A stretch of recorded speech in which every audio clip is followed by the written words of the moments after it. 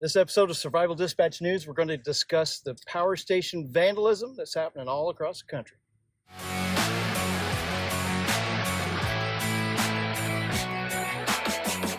Hey guys, today's video is sponsored by OFFGRID cybersecurity products. Now, OFFGRID didn't pay us to feature their products today, but they did send us some really cool products that I'd like to tell you about. This is the OFFGRID Faraday backpack. Now, Faraday is a shielding technology. It has lots of great features. It's got multiple compartments.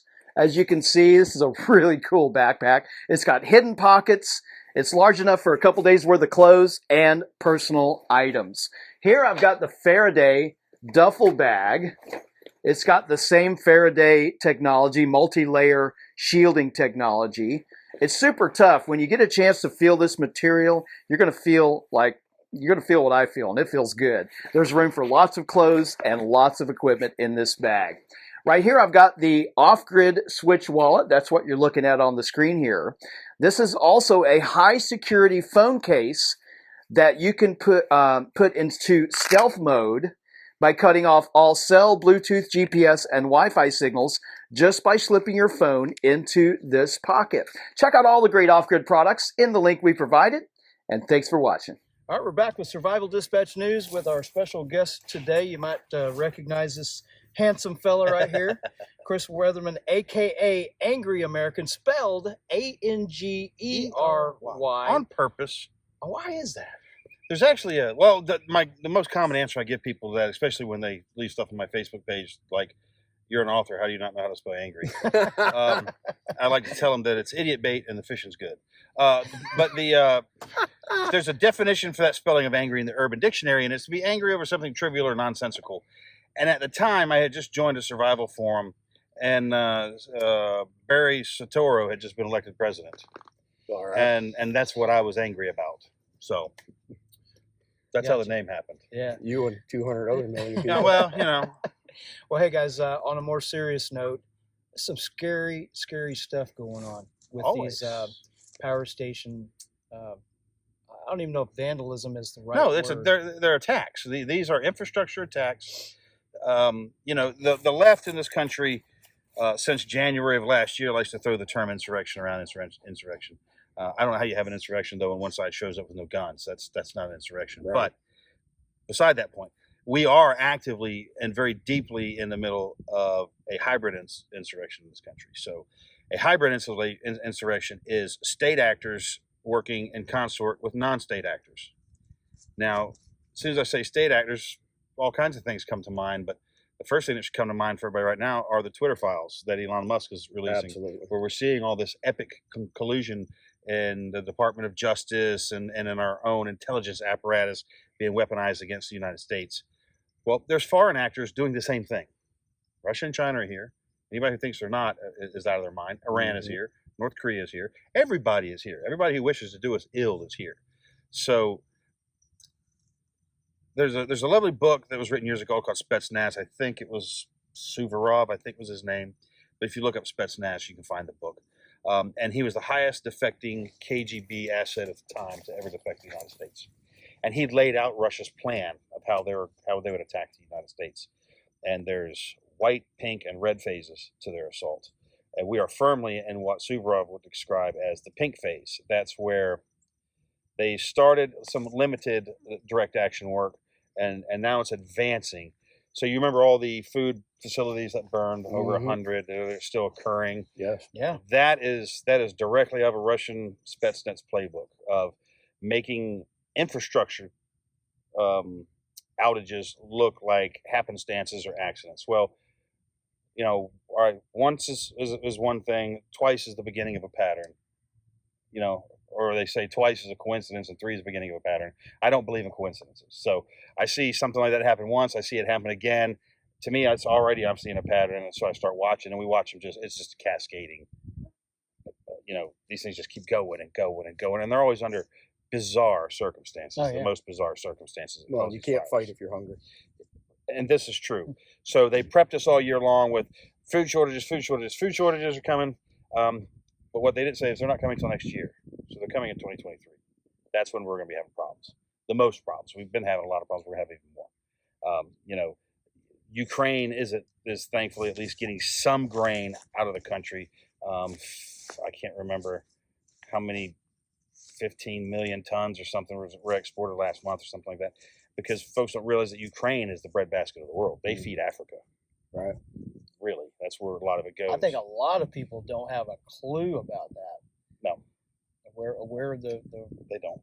Where your food is coming from. No, well, no, and we don't. Everybody thinks, meat comes in a styrofoam package and cellophane wrapped at the grocery store. If they had to go get it themselves, number one, they don't possess the skill set or knowledge. Number two, they don't have the intestinal fortitude to probably do what it takes to get that meal. And if they did, if we were in that deep of a food crisis, it'd be like the Great Depression, where it was a big deal. It was newsworthy to say that somebody's seen a deer. Yeah, in the early 1900s, around the Depression, 30s, and around that. Yeah. White-tailed deer were nearly extirpated from the eastern United States. They did not exist east of the Mississippi. Yeah. And the population at that time, now in my book, Decline and Decay, Alan Kay and I wrote a nonfiction book called Decline and Decay, Strategies for Surviving the Coming Unpleasantness. I go into that very point in very much detail, breaking down the population differences. I think it was 43 million people in the U.S. then. We're 350 million people now. If 30 million people, just the population in the eastern half of the U.S., which was the bulk of it back then, but still, but if that many people could dry clean the landscape of game, what do we think 340 million people can do to it? Wow. Not enough there. And the fact that there are more firearms in this country than there are people. So what we're going to end up seeing is we're going to see a lot of animals, livestock in particular, because cattle are easy to walk up to and shoot. They don't run. They don't try to hide. They got none of those instincts. We're going to be seeing dead livestock, dead deer, dead game, where someone managed to jaggedly hack off a piece of this animal to take home to eat that day because they don't know what to do with the rest of the damn thing. Right. They don't know how to preserve it. They don't know how to dress it, gut it, cut it up, what to do it, let alone preserve it. Yeah. Before we even get to that part, they don't even know how to take that animal apart. So we're going to see a lot of wasted animals, and that's going to happen. And then if we were in a true collapse style event, within 6 months, you won't see animals. You won't see cats and dogs. You're not going to see birds or squirrels or rabbits or turtles, or you're not going to see anything. It will be gone. So this idea of I'm going to go hunt and support my family because I'm a good hunter and I'm going to go do all that stuff, you're probably not. I want to redirect our conversation just a little bit. I want to just play devil's advocate, if you will, Chris. So, conspiracy theorists. No, that's just a random attack on that power station. How would you answer that? Well, we've been seeing a few of these. Our adversaries know that our Achilles heel in this country legitimately is our power system. It's fragile, it's antiquated, it's outdated, it's overburdened. And having spent a career in the power generation industry, I got unique insight. I know what I'm talking about there. But the incident that happened in Moore, North Carolina, what people don't realize is there's a huge Special Forces presence in Moore, North Carolina. It's home for a Special Forces group. There's also a bunch of other secret squirrel kind of folks in that town. There's also a lot of retired SF in that town. I mean, you can't swing a dead cat there without hitting somebody with a green beret or a green beret hanging on the wall of the house. Like they're everywhere. What the media tried to come out and say is that the attack in Moore, North Carolina was in protest against a drag queen event. And there were some photos released. You guys remember seeing gates pulled down, stuff like that? In those photos, there were those photos, and there was photos that came out after that. The photos that came out after that had police cars and fire trucks and power company trucks and all these flashing lights and stuff in them. But those first photos that we saw, none of that was there. Those photos were released by a female left-wing activist. So how did she know which two substations were hit and to get there and to take pictures of them before the authorities even knew? Yeah. Secondly, the attack happened after the drag show. The drag show was over, so we know what the protest was. Whoever did it disabled the security cameras at both locations. So that shows some operational. Very telling in itself. That shows a level of operational capacity that's pretty telling. And then they actually struck the transformers. The hits at both substations happened simultaneously. They went down at the same time. I did not know that. Yeah, there's a lot of shit people don't know. A lot of people don't know they issued 7 sealed warrants in this case last week too. I did hear that. Why are they sealed? This is just a That's the first vandalism question I thing, asked. right? Yeah. This is vandalism. And then the one in Washington, when it happened, how did they report that one? How did the media up there report it? They reported that the substation had been burglarized. Burglarized? But that's what the media said. The substation had been burglarized. They broke in and stole a fuse. Yeah. So, you know, we know that the infrastructure is antiquated, overburdened, and outdated, and they're learning it is extremely vulnerable. Those transformers, they're made from, it might be 1/8 inch mild steel plate. They're not thick. You know, maybe 3/16 of an inch quarter tops. Been a while since I've seen one split open, but they used to blow up and shit. We'd deal with them. But, 1/4 inch tops of mild plate steel. So ARs are going to shoot through it. AKs, M4s, you know, anything else, anything above a 22 long rifle's putting holes in. Yeah, So easily 62 green tip 5.56. All day long. And all you got to do is get holes in them because they're full of mineral oil. Get the oil level to drop low enough that the heat rises. They will, they'll go out real short. Plus, in a direct fire attack like this was, where they're directly firing on the transformers, they probably shorted coils inside of them and did all kinds of stuff. That those things are pretty well shot. They'll be taken someplace and they'll try to rebuild them, but there's going to be a lot of coils to unwind to get the projectiles out of it. So it takes a while. And you know, and those transformers typically take a year from the date they're ordered to even get. Most of them, if it's a big substation, if you look at maps, you pay attention, you're driving around. Big substations and power plants are always built near railroads because you can't move the transformers on the road; they're too heavy. Oh. They have to be moved by I didn't train. know that. They have to be moved by train, and they're not made in the United States, so they got to come in by sea. Okay. So they're made in Germany, Taiwan, Korea, Japan. So they've got to be brought in overseas, put on a train to get to the site, and you're looking at a year and a half build time. Not even mentioning transportation and the logistics of moving this kind of stuff. So these aren't quick fixes. And in the media, they say it all the time, and I love how they always tell the bad guys what they need to do. The 6 or 8 key substations taken out around this country and put the entire place in darkness. And they're right. It's 12, but there's 12 of them you could hit, and you could knock the power out of the country. Now, there would be regional power. You know, if you lived near a power plant, you would probably have power. But as far as getting it out to anybody, the farther away you live from one, the longer you'd be in the dark. So, well, back to Washington for a minute. You made a comment before we started recording this, as far as, you know, the North Carolina was fairly sophisticated, but the one in Washington was more of a I think copycat. Yeah. You know, because there was the one in California a couple of years ago where they hit a substation with AKs. Okay. So we're seeing this. So we can chalk it up to coincidence, but I stated earlier, I don't believe in coincidence. So I believe the one in North Carolina was specifically targeted at First Group and it was a probing attack. Okay. How are they going to respond? What are their capacities?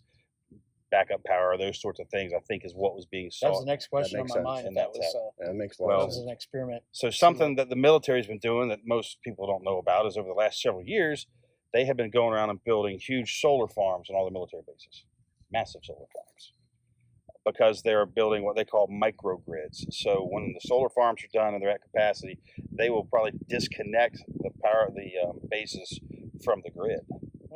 So they're isolated. That does two things. One, they're not reliant on the domestic power source.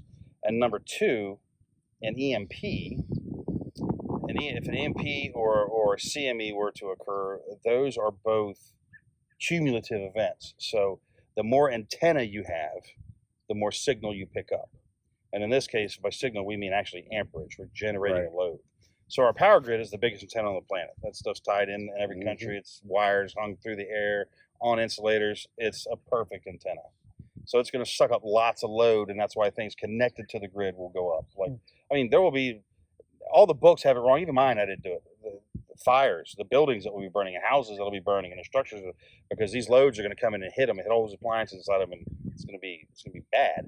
So the military, in anticipation of this, are building their own private microgrids that are solar based.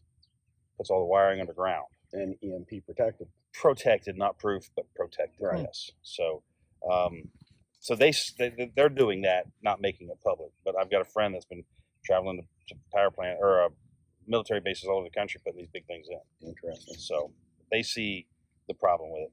And So this is scary. It's really frightening.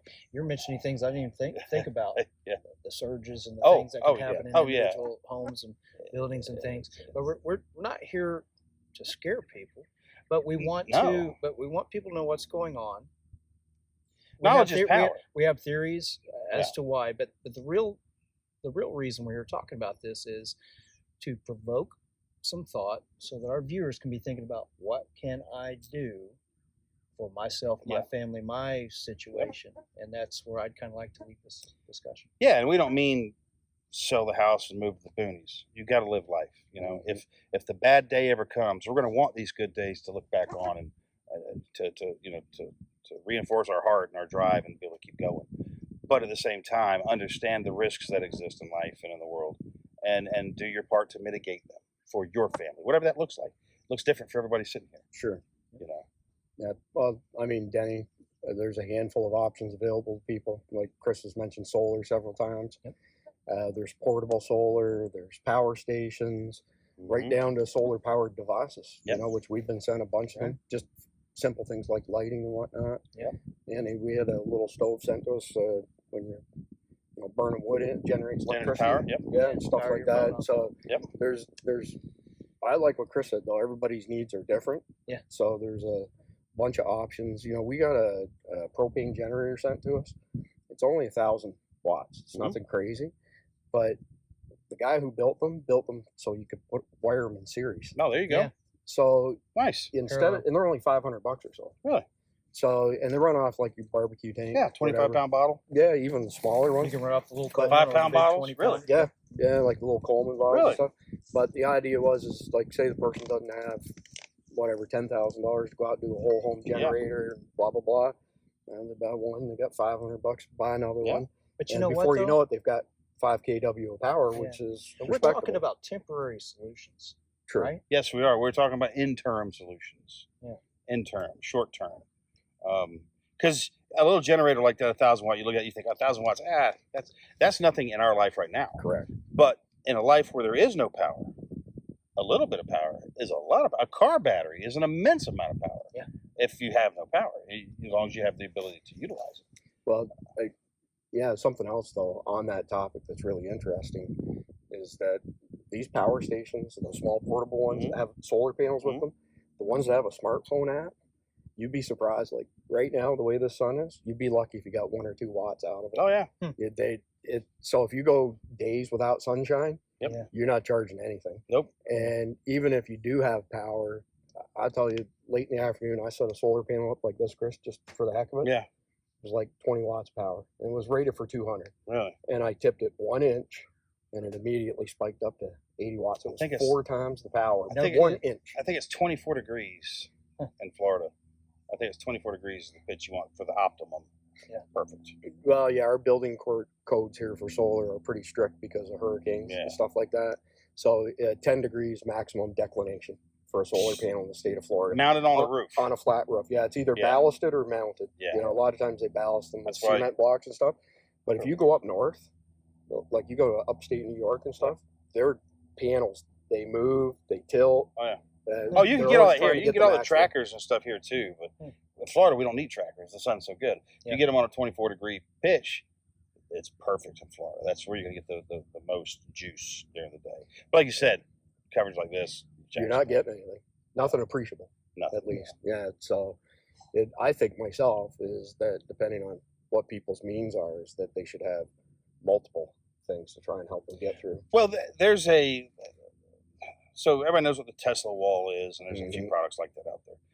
The battery technology has come so far now. Like I was looking at a system for my house. It was $60,000. But that system, it had 19 kW of solar. It would have run my home, my central air, my home for 3 days with no sunshine. Nice. Wow. Off of lithium batteries. The whole house. It would take 3 of these units, but it would run my house for 3 days. On average in the state of Florida, just because I have a strong background in construction and commercial roofing and stuff like that, it's about $30,000 for a PV system that'll run your entire house, so photovoltaic cells, and it's about another $30,000 for the Tesla wall. Yeah. You know, so that you've got backup. And you know, we're going to go political here for a second, but when we got hit with Hurricane Matthew, there was an emergency legislative session, and Duke and FPL lobbied the Rick Scott admin to put in emergency rules that said you have to have a battery backup for your solar system. If you have a Generac generator, and you know, he knows more about power than I do, but when the grid goes down, there's a disconnect switch, it flips automatically, boom, you're running on your Generac. When it senses the grid's back up again, it flicks the switch back over after it shuts off the Generac, everybody's safe. That switch has been mandatory in Florida building code for eons, okay? Automatic transfer switch. Exactly. But that emergency legislative session, the FPL and Duke successfully lobbied, you know, the Rick Scott admin to say, oh, there's still a danger to line workers. They could get electrocuted. So you have to have a battery backup system to simulate the grid being up. And they effectively doubled the cost of solar. Wow. So to this day, right now in Florida, if you don't have battery backup, you got a PV solar system, and the grid goes down, you are not allowed to run it in the state of Florida. Now, I thought that was only, I know that was for battery backup. I knew the solar panels had to be disconnected. That solar panel disconnect has been around forever. The legislation that changed during Matthew now states that if you want to run your solar during a grid down situation, you have to have a battery backup to simulate the grid being up, because it was a safety issue, which is CRACA, you know what. So No wonder Solar Edge inverters is going out of business, because they're a inverter that requires line voltage. They're a grid tie inverter, okay. but they're going out of business. Because somehow folks get. I got a buddy that's what he does for a living, is he installs solar. He was going to do the one on my house.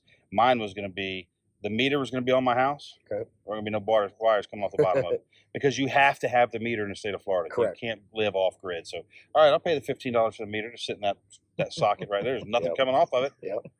That light bill better never be more than $15, because I'm not burning a kilowatt of your power. But yeah, there's ways around it. And none of us can be self-sufficient. Those that try to say they are, they're not. You know, again, going back to decline and decay, we talk about hunting. We can go into that again. Look at when your average buddy says he's going hunting. What's he doing? He's hooking up, a $100,000 truck to a $120,000 fifth wheel with a $40,000 side by side, or a $12,000 four wheeler back there. You know, he's got a $2,000 rifle. He's got a bunch of hunting clothes. He didn't make any of this shit himself. Right. None of it. And he's going to go spend $500 or $600 in fuel to go someplace to kill an animal that he's then going to take to a processor. And he might be paying for a lease to hunt on. He's probably paying for the lease too. And then he's going to pay a processor to give him packaged meat. And he's going to come home and call himself a hunter. That's not a hunter. That's not hunting. Yeah. I don't, and I'm not poo-pooing on hunting, guys. I like to hunt sport. Too. It is sport. It's sport. And there's still challenge to it, but going out and having all this top grade gear and all this stuff, it's great. I like it too. But let's be honest about what it is. That's not hunting. The hunting that people will be doing, hopefully not in the very near future, but it's going to be a different kind of hunting. It's not going to look like traditional hunting by any stretch of the imagination.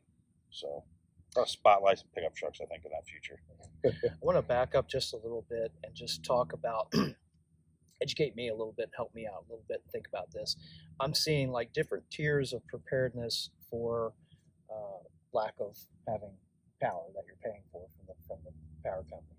So can we just talk about some small temporary solutions to get you by, maybe during a power outage, hurricane, whatever, and versus a couple tiers up, and how that would work, and what you guys would do for yourselves, or maybe are doing for yourselves to be prepared?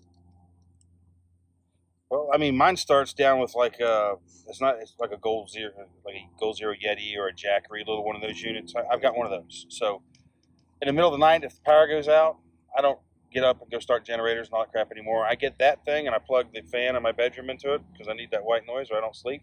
I go back to bed. Now, if it's August and it's 1,000,000 degrees outside, all right, I'm getting up, I'm getting the generator out, I'm getting things going, because that's my temporary power system is generators.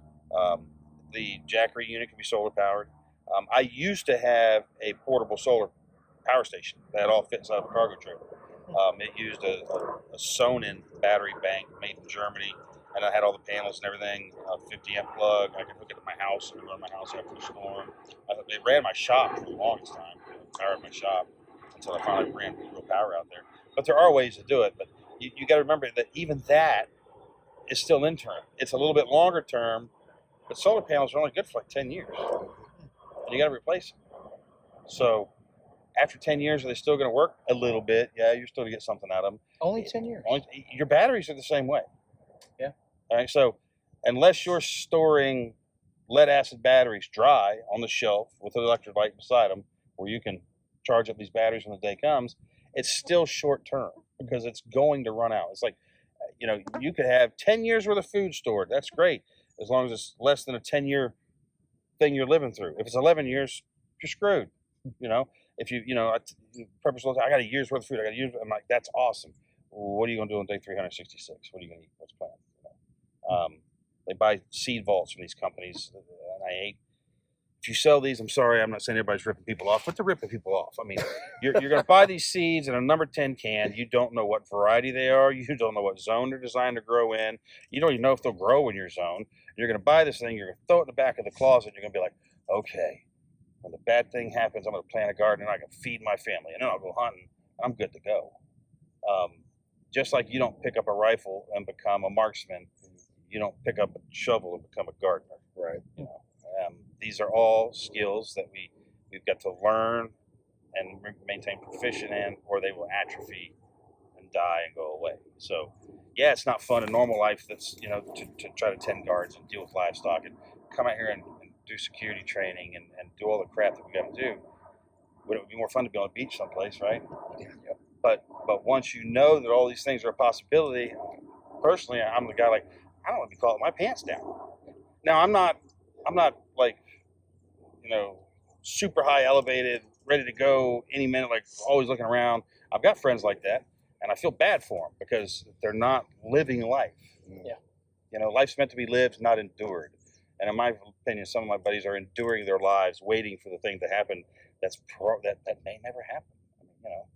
That's a really good point. Yeah. I know things like that as Yeah. well, and a little too much worry going on. If there you're to enjoy if life. you're working this hard to save your life, you know, or whatever it is, what are you saving? You know, quality of life is a thing. Sure is. You know, it legitimately is a thing. So if we're focusing too much on getting ready for the bad thing to happen, and we're missing all the good things that are happening around us that we're supposedly doing all that crap to protect, then why are we doing that? You know, so it's a balance thing, and I try to tell everybody to live for today, take the vacations, maybe don't spend as much, but you know, take the vacations, do the things, but be getting your preparedness in order. You know, you are your own first responder. Nobody is coming to save you. It's all up to you at the end of the day.